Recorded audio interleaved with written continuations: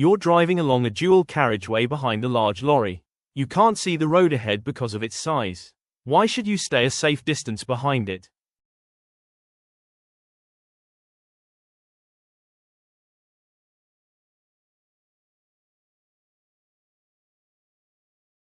Correct answer is B. To give yourself more time to react if the lorry stops suddenly and to see past it.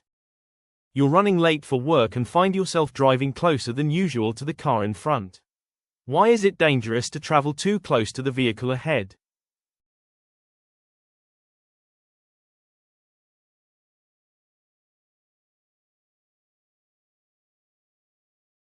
Correct answer is B. You won't have enough time to react if they brake suddenly.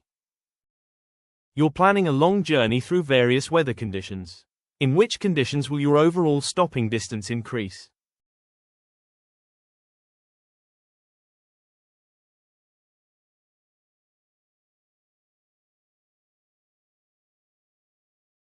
Correct answer is B. On wet, icy, or snowy roads, and when your tires are worn. You wake up to find the roads covered in a layer of ice. You know stopping distances will be much longer. How much can stopping distances increase in icy conditions?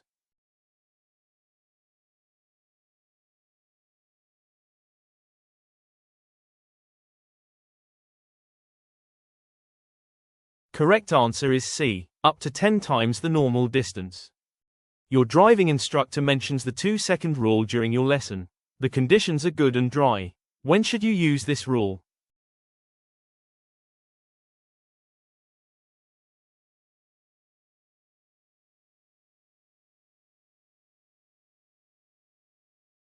Correct answer is B. In good conditions to keep a safe gap from the vehicle in front. You're driving on a motorway and it starts to rain heavily. What is the minimum time gap you should leave when following a vehicle on a wet road?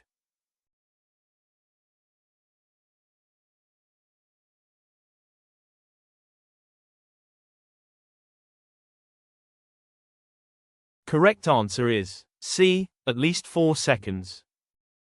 You're driving on a wet road when suddenly a dog runs out in front of you.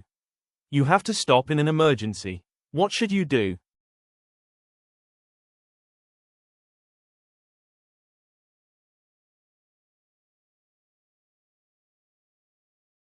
Correct answer is C. Brake firmly and steer straight. Do not swerve unless you're sure it's safe. You feel your car start to slide sideways as you go around a corner in the rain. What is the main cause of skidding?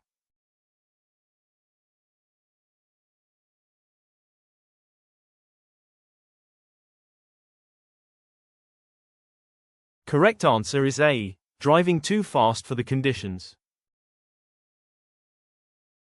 You're trying to pull away from a junction on an icy road, but your driving wheels keep spinning. How can you avoid wheel spin when you're driving on an icy road?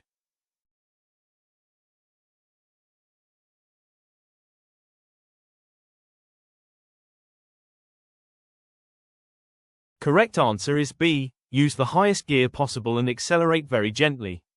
You're driving early in the morning and suspect the roads might be icy, even though you can't see any ice. What would suggest you're driving on an icy road?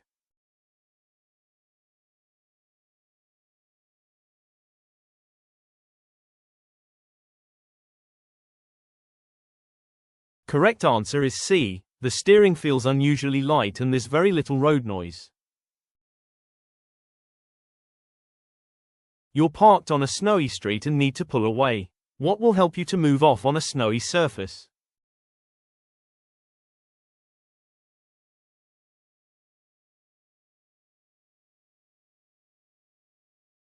Correct answer is B. Using a high gear and applying the gentlest possible pressure on the accelerator. You're driving in freezing conditions and see a sharp bend ahead. What should you do as you approach it?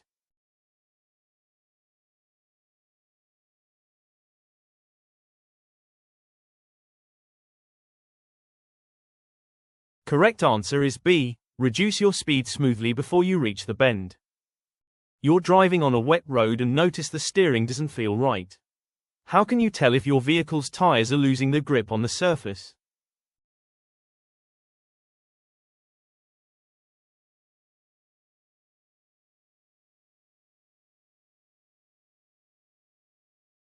Correct answer is B. The steering will feel light and unresponsive, aquaplaning. You're following a motorcyclist on a wet road, and you notice they're steering around drain covers while cornering. The road is wet. Why would they do this?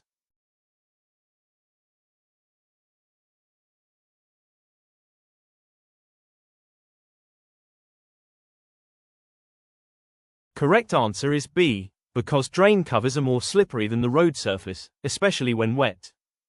You're driving across a long, exposed bridge on a stormy day. Where is your vehicle most likely to be affected by side winds?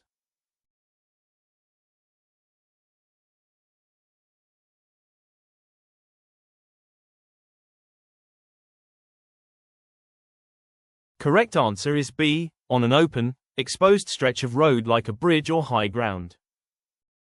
You're planning a journey on a day when strong winds are forecast. What requires extra care when driving in windy conditions?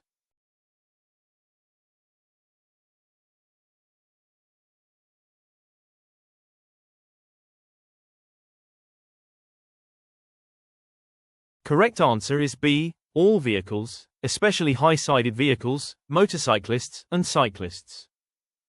You're on a motorway in very windy conditions. Ahead, you see a motorcyclist starting to overtake a high-sided lorry. What should you do if you're behind this motorcyclist?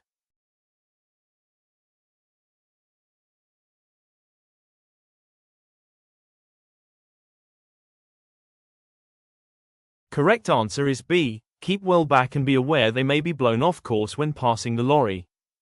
You're driving on the motorway in strong winds and need to overtake a high-sided vehicle. What should you do as you overtake it?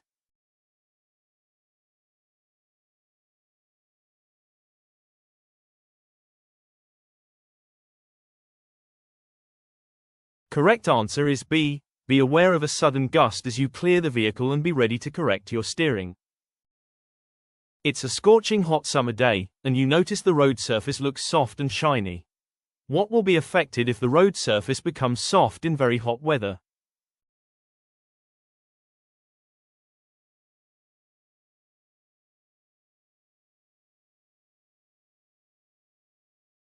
Correct answer is B. Your vehicle's grip and handling, especially when cornering or braking. You're driving in heavy traffic on a wet motorway, and there's a lot of spray being thrown up by vehicles. Which lights should you use?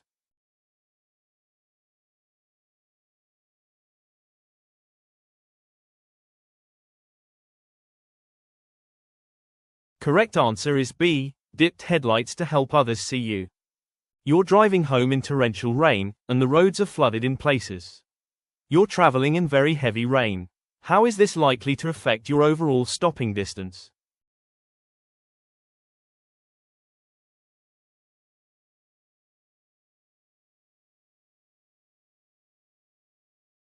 Correct answer is A. It will double compared to dry conditions.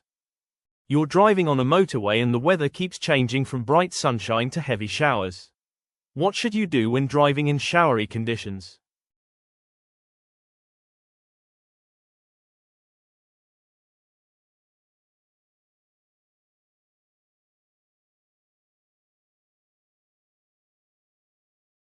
Correct answer is B. Adjust your speed and following distance according to the conditions at the time. You've just driven through a deep puddle that splashed water up around your wheels. What should you do to make sure your brakes are working properly?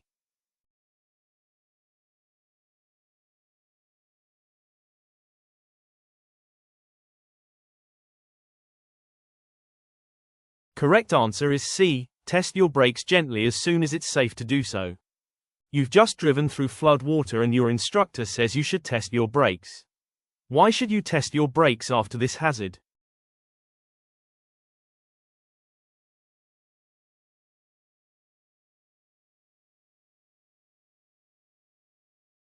Correct answer is B. To dry them out and make sure they work properly. You wake up to find 15 centimeters of snow has fallen overnight, and you have an important appointment to keep.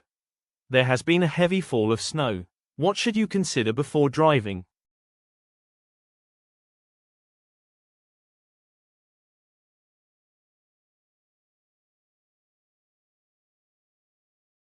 Correct answer is A. Whether your journey is essential and if your car is suitable for the conditions.